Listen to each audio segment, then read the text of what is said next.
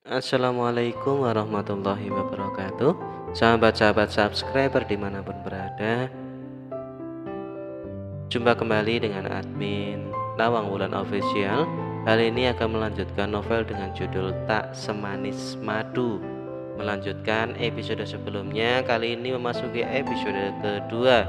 Namun sebelum saya membacakan kisah lengkapnya, untuk yang belum subscribe silahkan klik tombol subscribe, kemudian tekan tombol loncengnya agar tidak ketinggalan apabila nanti sudah tayang episode terbaru.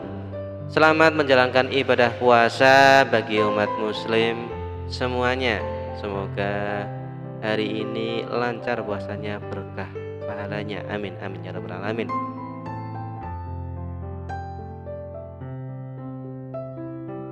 Beri aku waktu 3 hari mas, aku ingin istikharah dulu, minta yang terbaik padanya. Karena baik menurutku belum tentu baik menurutnya, pun sebaliknya. Ucapanku pada Mas Gilang 3 hari yang lalu. Dia mengangguk pelan, mengiyakan. Dia tanpa menyuka rambutnya kasar, frustasi, lalu membanting tubuhnya di atas sofa. Matanya berkaca-kaca menatapku. Aku sengaja melengos, tak ingin kutunjukkan kepedihanku ini di hadapannya. Meskipun aku yakin dia tahu aku benar-benar rapuh. Wajah ibu terlihat kesal karena aku tak memberikan jawaban saat itu juga. Namun aku tak peduli, masuk kamar dan membenamkan wajahku di bantal. Hampir 2 malam aku tak bisa memejamkan mata, rasanya terlalu takut menghadapi pagi. Waktu seolah berputar begitu cepat. Biasanya saat aku gundah gulana seperti ini, Mas Gilang selalu hadir di sisi, mengusap pelan rambutku dan memberiku bermacam nasihat yang membuatku lebih tenang. Namun sejak keributan itu, dia memilih tidur di kamar tamu. Seolah tak ingin mengganggu, membiarkanku sendiri memilih apa yang terbaik untukku dan untuknya. Mataku sembab karena terlalu sering menangis. Banyak hal yang aku pikirkan. Jika aku bercerai, aku tak punya keluarga satupun yang bisa kuajak berkeluh kesah. Apakah aku yakin bisa menghadapi ini sendiri? Atau apakah aku harus bisa membuka hati untuk cinta yang baru? Kurasa semakin sulit. Aku justru trauma, takut jika nantinya akan mengalami sakit yang sama. Namun jika membiarkan suamiku menikah lagi, akankah dia bisa adil membagi cintanya? Sekalipun dia sudah berulang kali berjanji akan adil, semudah itukah aku mempercayai ucapannya? Dulu dia pernah berjanji tak akan membuatku kecewa dan tak pernah ingin mengkhianati cintaku. Namun nyatanya waktu membuktikan bahwa dia ingkar.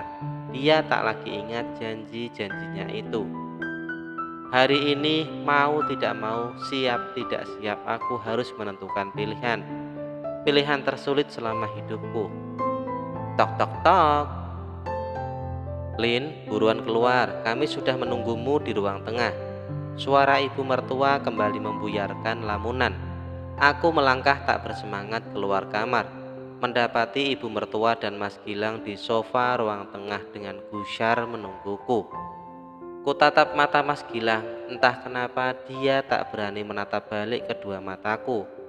Kini dia menunduk seakan menghitung waktuku siap berbicara. Mas, dia mendongak, sudut matanya basah. Rasanya aku ingin segera berhampur ke pelukannya, menumpahkan segala rasaku di dadanya yang bidang untuk saling menguatkan. Tapi tatapan sinis ibu mengurungkan niatku. Kenapa ibu? Kenapa aku seperti pendatang baru di rumahku sendiri? Mas, apa kamu yakin akan membawakanku adik madu? Seandainya aku tak mau bercerai denganmu.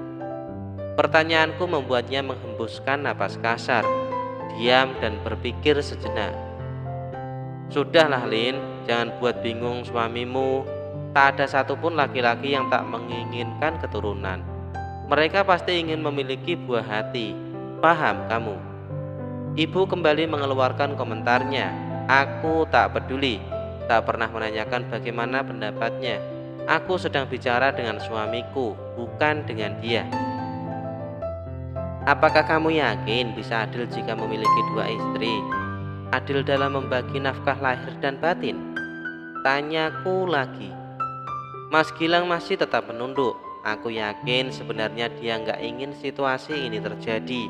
Hanya saja dia tak mampu menolak permintaan ibunya.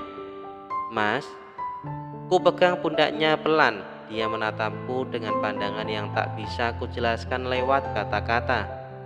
Memegang punggung tanganku dan menepuknya perlahan. Jangan banyak drama, Lin. Cepat kau katakan pilih di madu atau cerai. Jangan pengaruhi suamimu dengan akting tangismu itu. Ibu bersungut-sungut kesal. Apa peduliku? Harusnya dia yang diam. Gak perlu terlalu ikut campur urusan rumah tanggaku. Aku dan anaknya yang menjalani, bukan dia. Rasanya makin berkurang rasa hormatku padanya. Maafkan aku, Lin, ucap Mas Gilang terbata. Dia melepaskan tangannya dari punggung tanganku, kembali menunduk dalam diam. Baiklah, kalau memang itu keinginanmu, Mas, aku sendiri yang akan memilihkan seorang madu untukmu. Kalimat terberat itu pun meluncur dari bibirku. Entah apa yang kupikirkan, yang pasti aku belum bisa berpisah dengannya saat ini. Setidaknya biarlah aku harus mempersiapkan hatiku terlebih dahulu. Permintaannya kali ini begitu mendadak, terlalu buru-buru hingga aku tak memiliki banyak waktu untuk mempersiapkan hatiku. Gak perlu, Lin, ibu sudah menyiapkan calon istri untuk suamimu. Ibu kembali menimpali dengan senyumnya yang meyakinkan. Masih bisa dia tersenyum di saat anak dan menantunya meneteskan air mata karena permintaannya. Mas Gilang bergeming. Dia menyandarkan punggungnya ke sofa, menatap langit-langit rumah dengan pandangan hampa. Apakah dia hanya pura-pura menangis agar seolah ikut terluka dengan pilihan ini? Ataukah memang sebenarnya dia tak yakin bisa adil dalam berpoligami? Entahlah. Detik ini aku tak mampu menyelami hatinya. Aku tak bisa menebak-nebak jalan pikirannya lewat sorot matanya. Biar Lina yang memilihkan calon istri untuk suamiku, Bu, ucapku datar. Tatapan ibu begitu sinis tak terima. Memangnya kamu yakin bisa memilihkan calon istri yang subur, yang bisa cepat memberikanku cucu? Ibu kembali protes. Dia tak pernah memikirkan bagaimana perasaanku. Yang dia pikirkan hanyalah cucu, cucu, dan cucu. Biar Lina saja, Bu, ucapku agak meninggi. Geram rasanya melihat tingkah ibu mertua yang semena-mena, seolah menganggap hatiku terbuat dari baja. Benar kata ibu, Lin, aku sudah memilih calon adik madu untukmu. Suara Mas Gilang menghentikan perdebatanku dengan ibu. Mulutku terenganga mendengar jawabannya. Aku kembali menelan saliva. Jantungku seolah berdetak lebih kencang dan cepat daripada sebelumnya. Tak berani kubayangkan siapa calon adik madu yang sudah disiapkan Mas Gilang untukku. Siapa perempuan itu, Mas? Tanyaku kemudian, mencoba untuk tetap tegar meski rasanya aku terbakar cemburu. Oh Allah, yakinkah aku dengan keputusan ini? Kenapa kini aku begitu bimbang dengan pilihanku sendiri? Jangan sampai Mas Gilang memilih Dewi untuk menjadi adik maduku. Dia belum paham siapa Dewi sebenarnya. Apalagi ibu, terlalu mudah untuk mengambil hatinya. Bahkan hanya dengan senyum tiap kali bertemu sudah menganggap orang itu baik akhlaknya. Perempuan itu bukan Dewi kan, Mas? Tanyaku lagi.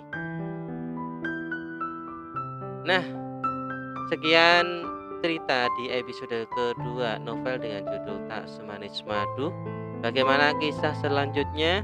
Tetap stay tune di channel ini. Jangan lupa tinggalkan komen, like, dan subscribe.